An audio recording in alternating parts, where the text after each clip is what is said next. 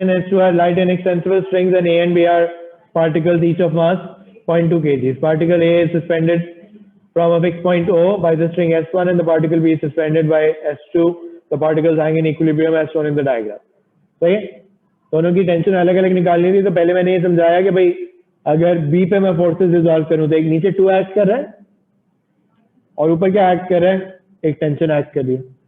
B पे और कोई फोर्स है नहीं है, सही है. इस पॉइंट पे और कोई फोर्स नहीं आ सकती. जो एक ही फोर्सेज है वो यहीं पे अप्लाई हो रही होंगी, सही है. तो यहाँ पे मैंने क्या कहा कि T2 इक्वल्स टू 2 हो जाएगा. अब पॉइंट ए पे सोचो कौन कौन सी फोर्सेज है. एक तो इसका अपना मास होगा, एक टेंशन इसको नीचे पुल कर रही है, और एक टेंशन कहाँ है, ऊपर. नीचे वाली स्ट्रिंग में भी टेंशन है, ऊपर वाली स्ट्रिंग में भी टेंशन है. तो ये इक्वेशन बनी कि अपवर्ड इक्वल्स टू डाउनवर्ड क्या हो. तो इसलिए T1 में जो है वो 4 की टेंशन, सही है. पॉइंट ए पे मास है ना, ये रहा, each of mass. The string S1 is cut, यहां से कट कर दिया आपने, तो अब ए और बी ऐसे आ गए.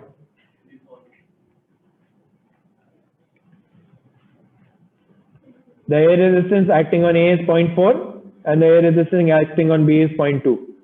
Find the acceleration of the particle and the tensions in S2.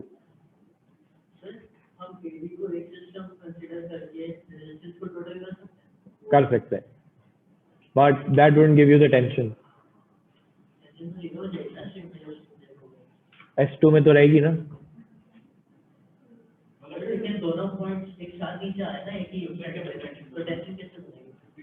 S1 cut किया तुमने, तो S2 तो स्ट्रेच्ड होगी ना. लेकिन स्ट्रेच्ड तो है ना, टॉट हुई है ना स्ट्रिंग. S2 टॉट हुई है ना.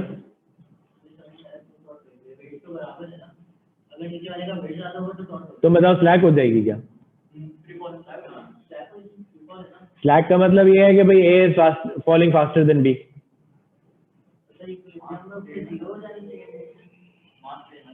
सिर्फ मास का इन्फ्लुएंस नहीं है, वो भी है ना, रेजिस्टेंस भी है. तुम बोलो. मैं कह रहा हूँ कि भाई देखें, टेंशन मैं क्यों कह रहा हूँ होगी, क्योंकि मैं ये कह रहा हूँ कि स्ट्रिंग टॉट होनी चाहिए. अगर आप मुझे कहते हैं कि टेंशन नहीं है, तो इसका मतलब स्ट्रिंग स्लैक हो चुकी है.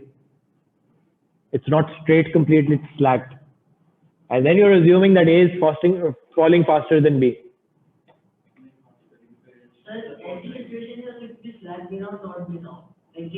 No, they are mutually exclusive. It's either slack or taut. Sir अगर A नीचे आ रहा है और B भी उतना ही नीचे आ रहा है, तो स्ट्रिंग में तो कोई फोर्स नहीं होगी ना. स्ट्रिंग में टेंशन होगी. It's taut, right? The string can either be taut or slack. If it's taut, it has to have tension. If it's slack, then there's no tension. I agree with you, but then you're assuming that A is moving faster than B. Okay? Does that make sense? करते हैं सवाल. The string S1 is cut and the particles fall. The air resistance acting on A is 0.4. बना दूं? And the air resistance acting on B is 0.2. यहाँ से पता ही चल रहा है ना कि भाई A पे बहुत ज्यादा रेजिस्टेंस लग रही है, तो स्ट्रिंग स्ट्रेच हो ही जाएगी ना. A पे रेजिस्टेंस बहुत ज्यादा आ रही है, स्ट्रिंग स्ट्रेच हुई भी होगी. उसने find the acceleration and tension. तो मैंने कहा पहले B की बात करता हूँ. B पे वेट कितना है, 2, और ऊपर 2 फोर्सेस आ गई. तो मैं कहूंगा कि B जो है वो नीचे फॉल कर रहा है, तो मैं कहूंगा इक्वेशन क्या बनेगी, 2 माइनस T2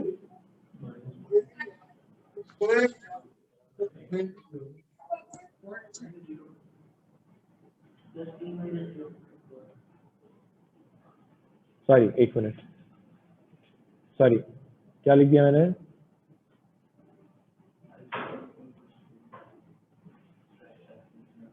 सही है.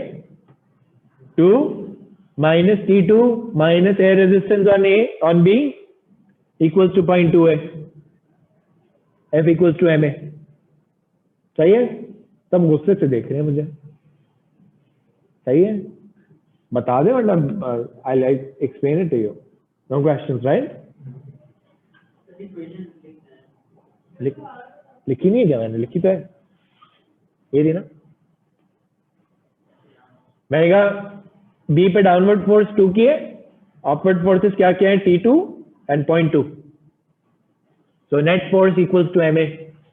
Net force equals to MA.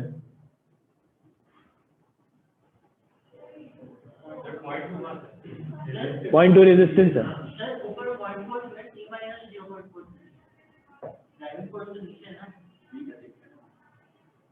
अभी मैं बी पे इक्वेशन बना रहा हूँ, मैं बी की इक्वेशन बना रहा हूँ। अपवर्ड फोर्स की जो टेंशन है वो तो लेकिन दो वाली इक्वेशन ये है ना। तो क्या कह रहे हो? I don't get you what you saying. ये इक्वेशन जो मैंने बनाई है ना, वो इस पॉइंट पे बनाई है। ये बी की इक्वेशन है कि बी को कौन सी फोर्स ड्राइव कर रही है? 2। बी को कौन सी फोर्सेस रेजिस्ट कर रही है? T and 0.2, सही? T and 0.2 रेजिस्ट कर रही है, n equals to 0.2 है MA, सही है? दूसरी इक्वेशन बनाने तो फिर बताना। ए पे देखो, अब ए पे कौन कौन सी फोर्सेस एक्ट कर रही हैं? एक इसका अपना मास होगा 2, एक टेंशन इसको नीचे पुल कर रही है T2। यार हमजा आदिल तुम अपने आप को म्यूट रखो भाई। और ऊपर जो है वो 0.4। So what is driving it? It's still falling down. So I'm going to again say 2 plus T2 minus 0.4 equals to 0.2 है। कैंसिल हो गई टेंशन। 7 of 4 minus 0.6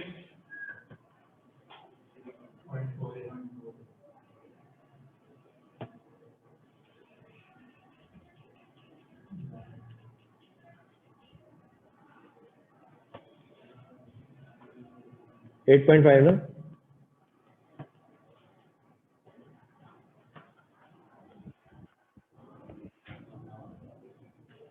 अब बताएं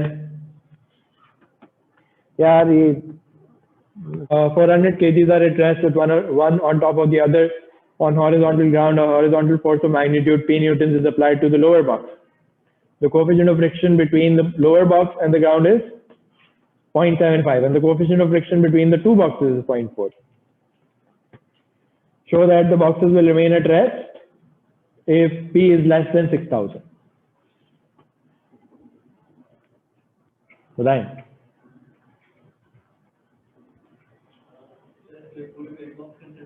पूरे को एक बॉक्स भी कंसिडर कर सकते हैं, दोनों को अलग अलग भी कर सकते हैं, दोनों काम हो सकते हैं।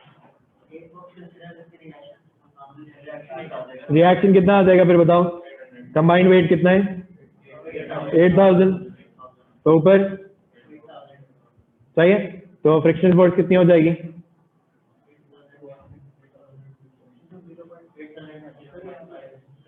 8,000 into 0.75। ये जमीन वाला सही है, यू 0.75 लेंगे ना जमीन वाला, because I am trying to move. जो ये वाली फोर्स है वो जमीन वाले बॉक्स पे लग रही है ना, सही है। I am trying to move a total weight. Does that make sense? Okay, so 6,000 आ जाएगा। So as long as your pulling force is less than 6,000, ये कैलकुलेशन करके दिखानी है। ओके, 6,000। मैंने कहा कि इसका टोटल वेट ले लिया और फिर मैं ये R बन गया, ये R बन गया तो मैंने म्यू इंटू R करके फ्रिक्शनल फोर्स निकाल लिया। मैंने कहा as long as the pushing force is less than the frictional force, it won't move, so that the boxes will remain at rest. So मैंने कहा कि as long as P is less than or equals to FF, then it won't move. FF is what? FF is 6,000. Right? The boxes start to move. यानी 6,000 से बड़ी force होगी। Given that no sliding takes place. सही है? Given that अभी 8,000 है, जब दोनों को एक चीज कंसिडर किया हुआ था। Given that no sliding takes place between the boxes, show that A is less than or equals to 4 and reduce the maximum possible value of P. Okay.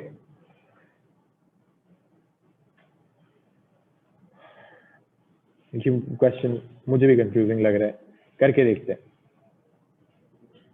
आप दोनों बॉक्सेस को अलग अलग देखना पड़ेगा, because it's telling you that no sliding takes place yet the system is also moving. वाला situation resolve कर लेता हूँ कि अगर मैं इस पॉइंट पे फोर्सेस रिजॉल्व कर रहा हूँ तो इस पॉइंट पे फोर्सेस क्या आ रही होंगी। There is a frictional force acting on it, सही है, there is a frictional force acting on it. Boxes के बीच में तो फ्रिक्शन तो है ना, स्लाइडिंग नहीं हो रही, फ्रिक्शन तो है ना। दो बॉक्सेस अगर तुमने एक के ऊपर एक रखे,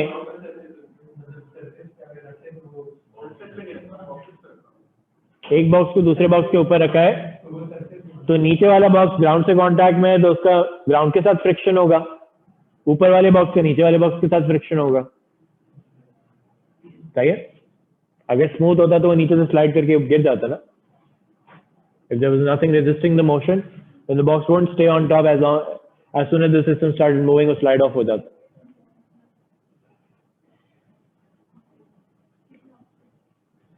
ओके, तो हमने कहा कि म्यू जो है वो इसका 0.4 है, तो इसकी फ्रिक्शनल फोर्स कितनी है? 0.4 इंटू कितनी आ रही है? 1600।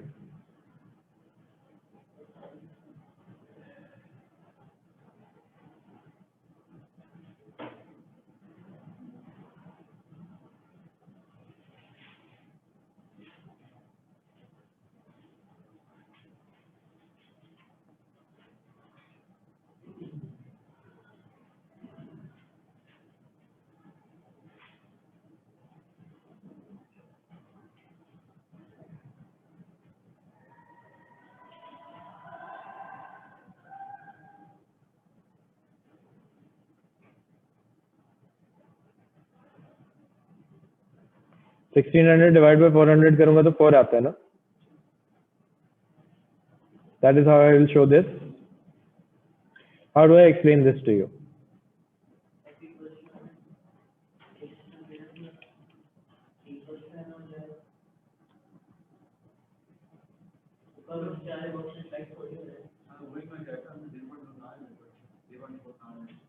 इसकी जगह 1600 लेना पड़ेगा ना, सही है। कि अगर ऊपर वाले बॉक्स की बात की जाए तो उस पर एक ही फोर्स एक्ट कर रही है, कौन सी फोर्स एक्ट कर रही है? फ्रिक्शनल फोर्स एक्ट कर रही है। There is no other force acting on it, सही है। तो एक्सेलरेशन उसकी कितनी हो सकती है? मैक्सिमम जो हो सकती है वो 4 एक्ट हो सकती है, क्योंकि फ्रिक्शनल फोर्स फ्लक्चुएट करती है।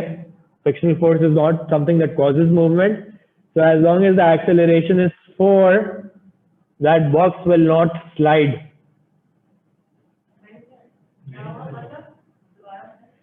मैं कहा अगर सिर्फ ऊपर वाले बॉक्स को देखो, पहली बात तो है कि you understand that friction does not cause movement, सही है। friction doesn't cause movement, even if there is 100 Newton force acting on that chair there, it's not causing it to move.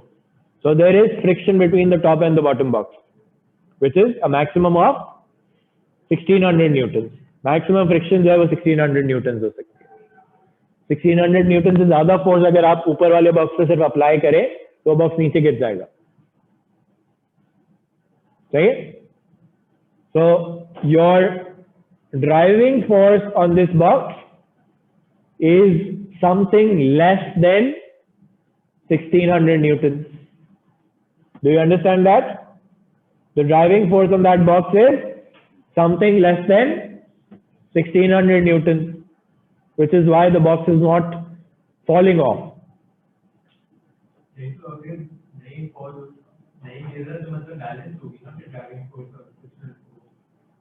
जरूरी नहीं होता। देखो, you agree that let's say there is a 100 Newton force on this chair, friction force. मैं push कर रहा हूँ, I am applying a force, but the chair is not moving. What does that tell you about my force? What does that tell you about my force? Friction से कम है, कितनी कम है वो अभी नहीं देख रहा मैं थोड़ा और फोर्स बढ़ा दिया मैंने, अभी भी नहीं मूव की, मैं फोर्स बढ़ा रहा हूँ लेकिन मूव नहीं कर रही, which means that my force is something less than 100. What does this tell you? मैंने कितनी फोर्स लगाई? 100 से ज्यादा लगा दी, सही है? So 100 से कम पे जो है ये 1600 से कम पे ये बॉक्स फॉल ऑफ नहीं हो रहा, इस पे कोई फोर्स ड्राइव कर रही है इसको, some result from this downward push is driving that upward box, but that force is not enough to cause it to fall. Does that make sense? So मैंने कहा कि your 400A is less than or equals to 1600. इसको इस तरह लिखोगे,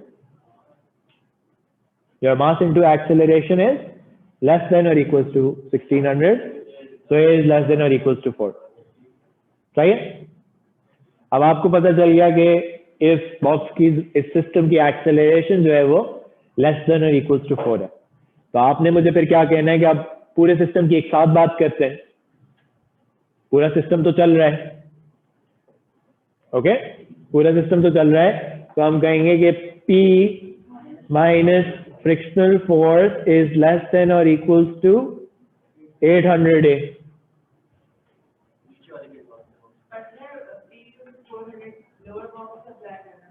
हाँ, P अब पूरे सिस्टम को ड्राइव कर रहा है।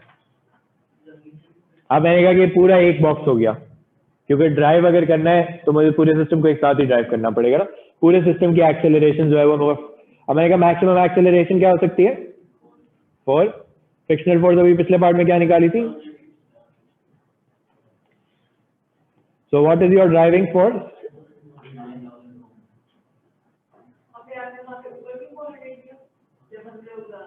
ये मैं कह रहा था ऊपर वाले बॉक्स की बात हो रही है, सिर्फ ऊपर वाले बॉक्स की, नीचे वाले बॉक्स में इंडिविजुअली नहीं ले सकता क्योंकि नीचे वाला बॉक्स ऊपर वाले के साथ मूव हो, ओके, पूरे सिस्टम की एक्सेलरेशन है। तो देखिए 7 मार्क का सवाल है, 3 लाइनों में सॉल्व हुआ है, because the concept is very detailed, you have to think about it for 10 minutes.